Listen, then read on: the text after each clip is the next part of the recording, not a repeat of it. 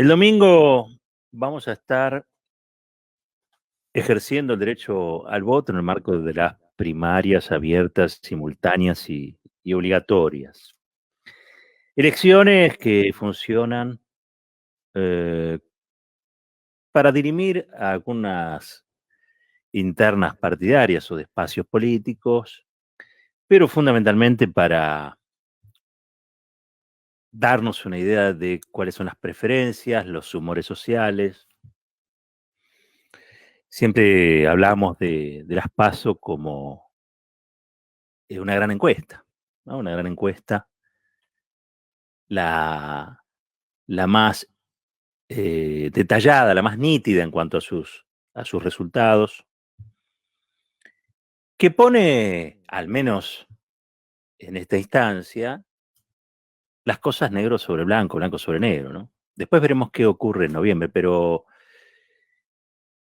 en este caso, los que auguran tal cosa, o vaticinan tal otra, o decían esto va a ser un fenómeno, esto va a ser tal cosa, bueno, se van a enfrentar a la primera respuesta del electorado, a todas esas hipótesis, a todas esas teorías que muchas veces se transmiten con un enorme grado de certeza. Por ejemplo, el fenómeno Milei, ¿no? De los que hablan algunos. O la apatía juvenil, o la desconfianza o la falta de voluntad del electorado de ir a votar. Bueno, todo eso lo vamos a ver. Se va a especular de acá al domingo, pero lo vamos a ver en su verdadera dimensión, no solamente en la que se proponen cierto ejército de opinadores o cierta comunicación, sino en la realidad de los hechos. Dicho esto, podemos decir que hay algunas zonas que a mi juicio son de incertidumbre. No queda muy claro cómo va a funcionar un acto electivo en el marco todavía de la pandemia, con muchas más libertades, con muchas menos restricciones y con cierta sensación de control sobre el virus, pero todavía estamos en la pandemia. Y por ejemplo, cuando uno ve las recomendaciones o el protocolo del acto electivo para este domingo, bueno, está desaconsejado que vayan dos personas juntas a votar.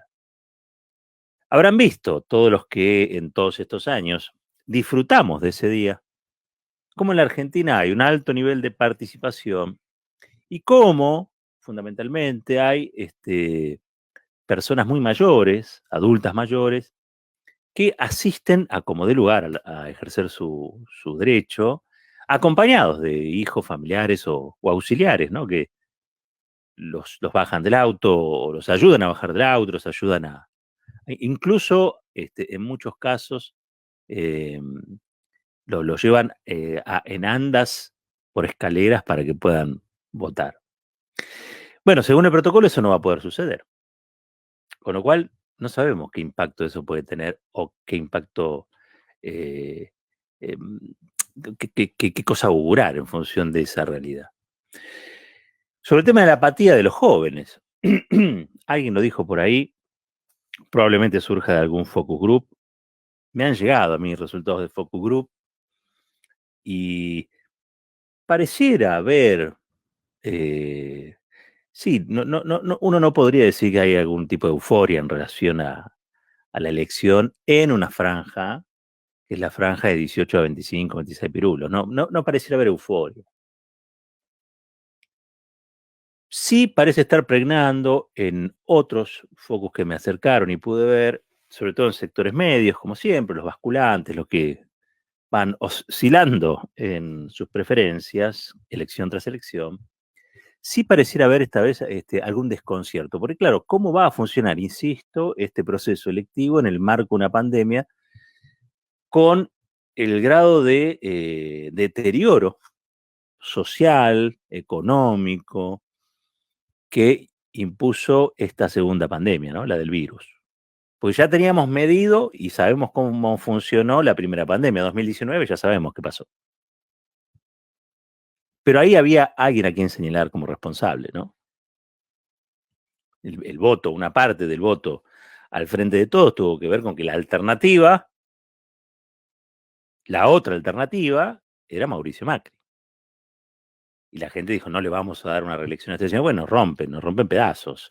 Entonces decidieron, ese sector basculante, ese sector oscilante, les pareció que Alberto Fernández era quien podía encarnar un cambio moderado que impidiera el retorno de Macri, pero que tampoco fuera Cristina. Esto es, si se quiere, un aporte significativo, determinante, podríamos agregar también, a lo que fue esa elección de los sectores vinculados a Alberto Fernández y de los sectores vinculados a Sergio Massa.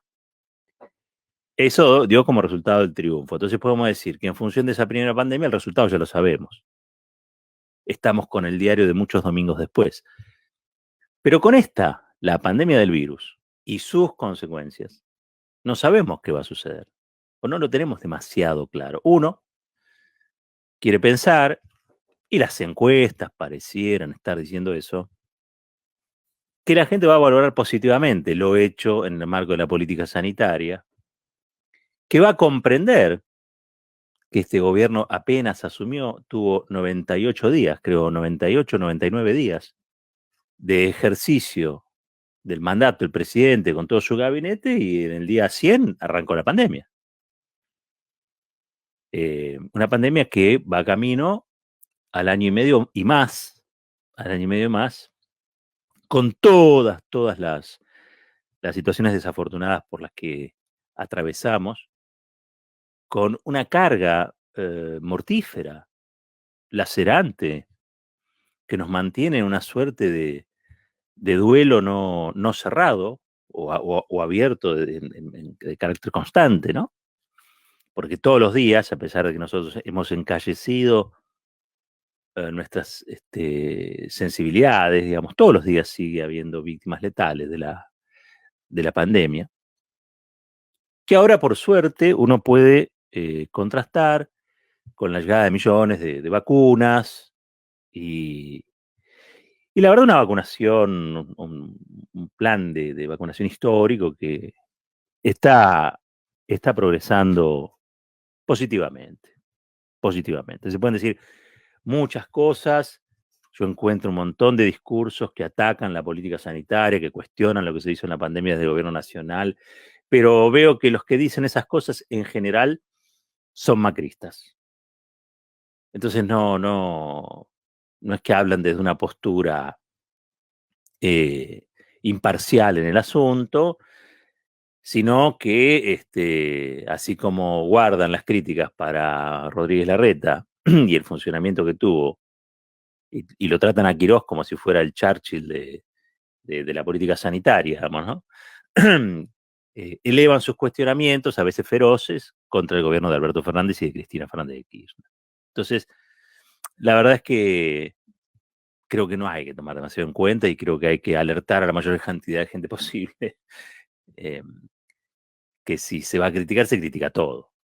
Me parece a mí que queda muy claro que el gobierno de la Ciudad de Buenos Aires, el gobierno de Horacio Rodríguez Larreta, ha hecho una mala gestión de la pandemia. Primero que nada porque la cantidad de casos letales es altísima en relación a los contagios. Segundo, porque en los barrios populares hubo más contagios que en las zonas más acomodadas de la ciudad.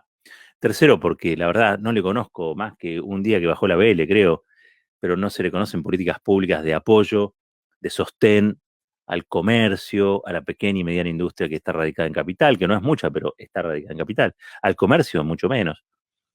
Eh, Teniendo una infraestructura sanitaria que es la mejor del país.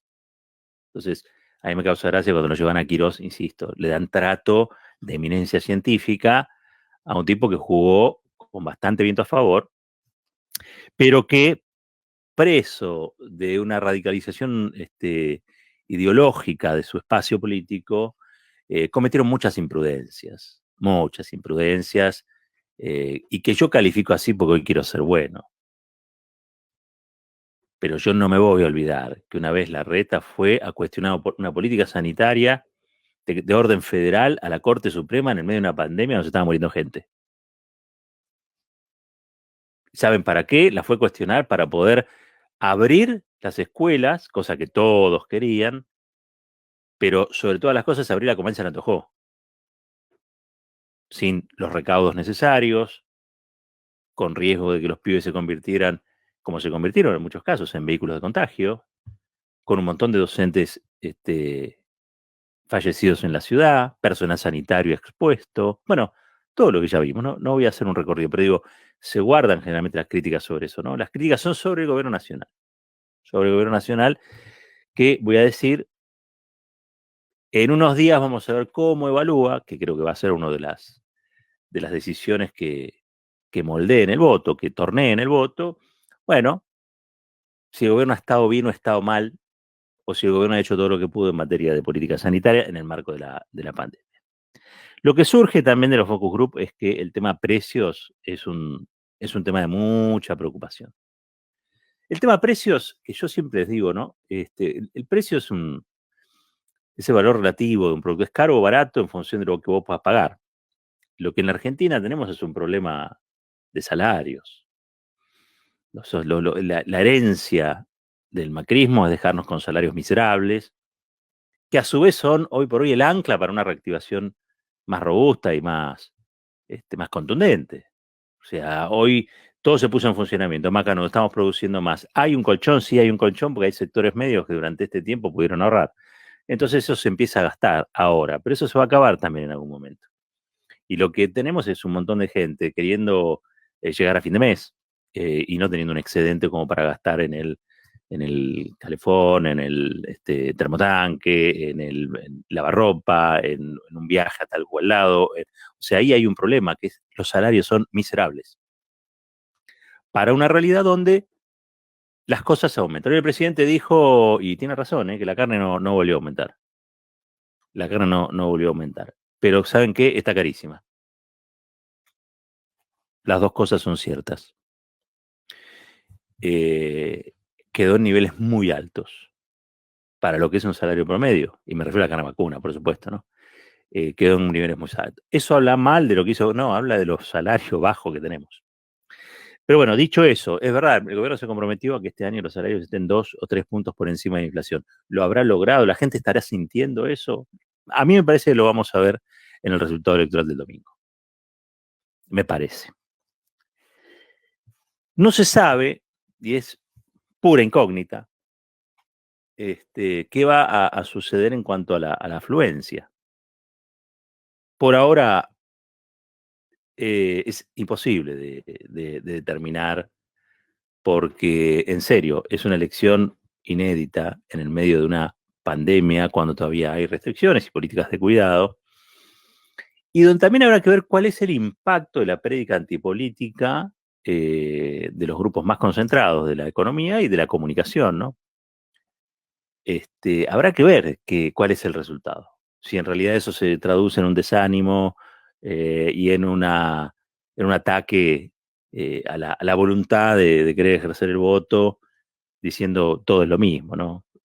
Eso lo vamos también a mensurar. Yo creo que hasta ahora hubo elecciones, muchos se entusiasmaban con lo de Corrientes, bueno, hubo distintas elecciones y la afluencia en un caso fue similar y en otro caso bajó.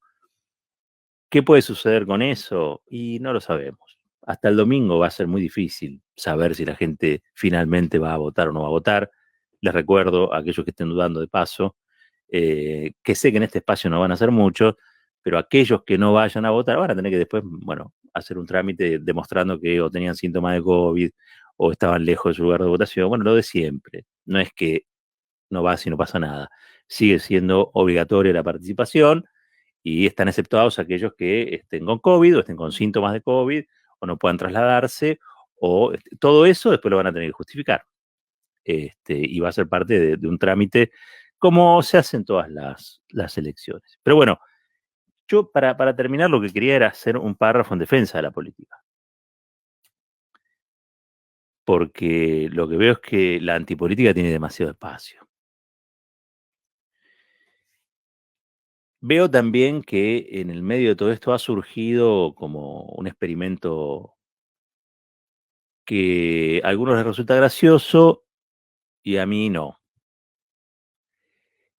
que es esta suerte de Vox en la Argentina, que representa o está representado por la gente como Milei, y algunos que otros más, porque la verdad es que es un corte, es un prototipo que se ha puesto de moda, es el panelismo puesto a tratar de candidatearse en política, pero con una serie de elementos que si bien construyen una especie de farsa mediática, son de mucha preocupación. Fíjense, creo que ya Victoria Villarroel, la segunda de Milei, esto creo que lo comentamos acá, es nada más y nada menos que la heredera de Famos. ¿Se acuerdan de Famos? Familiares y amigos de Muertos por la Subversión, era una organización que en la época de Alfonsín intentó ganar espacio reivindicando no solamente la teoría de los dos demonios, sino la teoría de un solo demonio, que era la subversión. Recordemos que llamaban subversión a comisiones internas fabriles, estudiantes, profesionales, militantes de organizaciones que habían optado por la lucha armada, muchos de ellos muertos antes del golpe cívico-militar y muchos, la gran mayoría, muertos después del golpe cívico-militar. Es decir, eh, la que va como segunda de Milei eh, no tiene nada de payasesco. No es una mediática divertida. No, no. Hunde sus raíces en la historia trágica reciente con una expresión de ultraderecha que son los que reivindican a Videla. Ojo con eso. Ojo con eso. A mí me tocó vivir las consecuencias de la impunidad, que fueron, y muchos lo recordarán, quizás los más jóvenes no tanto, pero que por la misma calle, por la misma vereda, podían caminar la víctima y el victimario, ¿no? El violador y la violada. En los casos de sobrevivientes, después simplemente caminaba el torturador, el genocida o el asesino, porque sus víctimas no podían contarlos, no estaban, están desaparecidas todavía. Entonces, a mí me tocó eso, fueron los 90, época de muchísima impunidad, de total impunidad, diría yo. Y bueno, esa impunidad se basó en discursos como los de la segunda de Milei. Y eso no es joda, es peligroso. Y lo vuelvo a decir porque todo está montado en esta suerte de Vox local. Este es un movimiento que es un reflejo local de algo que está pasando a nivel internacional. Es probable que este discurso antipolítico en Argentina no prenda como prendió, por ejemplo, en Brasil, o como prendió en el propio Estados Unidos con Trump. Que Trump termina siendo un tipo repudiado tanto por los demócratas como también por un sector enorme del Partido Republicano. ¿Por qué? Y porque rompió los consensos básicos de la mediación política, punto. Lo mismo sucede en Brasil y va a suceder con Bolsonaro. Hay una reacción de aquellos que intentan restablecer el diálogo político, la convivencia política democrática, después de un pasaje muy oscuro donde Bolsonaro termina siendo presidente por candidatos proscriptos y por toda una maraña de causas judiciales, el lawfare famoso allí, donde terminan consagrando a un tipo que es un verdadero peligro. Mañana creo que marchan de distintos lugares, hay un llamado a una especie de rebelión desde el poder, ¿no? Una cosa curiosa de lo que pasa en Brasil. Pero bueno, y en España, Vox, que es la ultraderecha, que también con los discursos que van contra la educación sexual integral, contra lo que ellos denominan la ideología de género, contra los feminismos, contra el aborto, contra el igualitarismo, contra los homosexuales. Bueno, es una especie de derecha cortada con la misma tijera a escala planetaria. Su reflejo acá está en estos autodenominados libertarios, que en realidad son unos fachos terribles. Y digo todo esto porque me da la impresión de que todavía hay recursos en la Argentina, recursos políticos, para que la mediación que ejerce la política sea defendida. Ni Macri pudo con esa mediación política. Es fuerte la mediación política en la Argentina porque es la militancia política, el activismo sindical, la agremiación incluso de pequeñas y medianas empresas. Hay un sentido histórico que hace que eso sea defendido en la Argentina. La política en la Argentina siempre ha sido atacada por dictaduras o por proscriptores, ¿sí? pero en líneas generales, desde la refundación democrática del 83 para adelante, la política es defendida. Se la concibe como una herramienta de transformación, de mediación también de los conflictos que hay al interior de la sociedad. Sin la política y sin el valor que la sociedad le da a la política, Macri probablemente hubiera reelegido. Pero como gobernó y como dinamitó desde adentro el sistema institucional, más allá de la cuestión, obviamente, económica y social que nos dejó, bueno, no pudo reelegir. Y eso tiene mucho que ver con la mediación política. La sociedad puede criticar a los políticos, puede decir que son esto, pero no sé si llega a concebirlos en su totalidad como una casta aislada de cualquier circunstancia. Los políticos y las políticas en Argentina representan cosas. Representarán a gente de una manera, a gente de otra, pero representan, ¿sí? No están aislados, no son como muchas veces ocurre con ciertas dirigencias que son más desopilantes que la nuestra. Por ejemplo, la chilena, ¿se acuerdan? La mujer de Piñera que decía que era como una invasión extraterrestre, el levantamiento popular. Eso acá existe en grupos muy de derecha en líneas generales, pero después la política tiene representación. Uno puede decir cualquier cosa de Valdés en Corrientes, y yo creo que hace un gobierno que merece muchas críticas. De hecho, para mí tendría que haber suspendido la campaña el día que hirieron a un diputado en el marco de la campaña. Es una barbaridad que haya seguido el acto adelante, sobre todo por el impacto, la implicancia que tenía ese atentado o hecho sin duda en el marco de la campaña política, y sin embargo siguió adelante. Ahora, no puedo negar que representa a correntinos. Si lo hace a través de la falsedad, la mentira, bueno, esas son todas discusiones al margen, pero tiene representación, ¿sí? O después podés cuestionar otros asuntos. A eso iba con que representan cosas. Quizás representan cosas horribles, pero no hay vacancia. No hay vacancia, no es que no existe un sector de la sociedad que no esté representado en las elecciones. No, están casi todos representados en las elecciones. Quizás faltaban los cobardes que se escudan en las grandes corporaciones, que no tenían opción, a que Macri pareció defraudarlos en un punto, porque sí, y bueno, inventaron a Milei, que yo creo que es en realidad la representación de un sector muy cobarde del poder que inventa estas cosas para atacar a lo que ellos denominan casta o corporación política, pero en realidad es atacar la posibilidad de mediación que hace que una sociedad se transforme en un sentido positivo, ¿no? Así que me da la impresión de que la antipolítica no va a tener o no va a tener un papel tan significativo en la elección del domingo. Y quería decir esto en defensa de la política. En defensa de la política. Aún de aquella política que a mí me parece horrible, horrible. Pero siempre voy a tratar de destacar, y creo que entenderán por qué. Siempre voy a tratar de destacar que aquellos que se someten a la voluntad popular merecen respeto,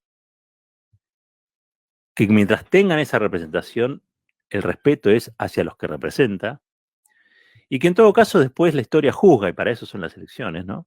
Juzga si lo hizo de modo correcto o lo hizo de modo horrible. El caso más cercano que tenemos es Macri. Macri accede por la mentira, hace lo que hace, la gente lo vota, como sería, en este caso en un sentido de votar, de echar. Lo echó con los votos. Lo echó con los votos. Dejó de representar. A esos los dejó de representar. Tendrá después una representación de otros grupos minoritarios, pero que no son las mayorías que producen los cambios en el país. Bueno, dicho esto, quería defender a la política porque ha recrudecido, y eso sí que es muy malo, ha recrudecido fuertemente estas campañas demonizadoras de una práctica que yo considero fundamental. Y en ese punto creo que todo lo que está alrededor de esto que algunos denominan fenómeno, pero que en realidad es una movida más que un fenómeno, de los grupos de ultraderecha, del Vox local, tiende por sobre todas las cosas a desacreditar una actividad que es lo mejor que tenemos en el marco de la democracia para que las cosas realmente funcionen. Pero además es una falta de respeto a todo el piberío, a toda la militancia, que estos fines de semana se estuvieron repartiendo boletas, a los pibes que están en los vacunatorios, a los pibes que todavía creen que la política es un lugar para cambiar el mundo, un país y un mundo. ¿Y saben qué? Probablemente lo sea. Y probablemente sea muy difícil cambiar este país y este mundo. Pero el mejor lugar para soñar sigue siendo la política. Esto es Fuerte y al Medio.